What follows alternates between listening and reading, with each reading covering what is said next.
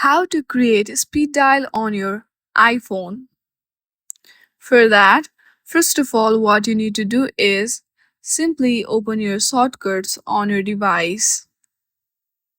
Once you launch your shortcuts, hit on the plus button which is on the top right corner of your screen. From there, choose Add Action and you have to choose Call from it.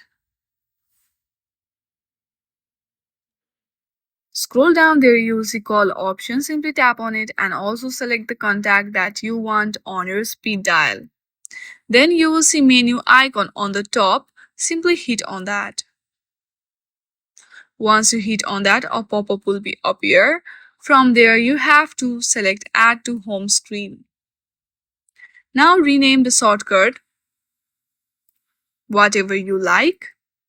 For now, I'm typing call and simply hit on the add. Now, whenever you tap on the shortcut, automatically your call will be done.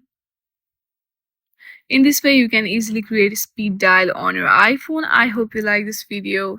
If you like this video, then please do not forget to like and subscribe to our channel. Thank you for watching.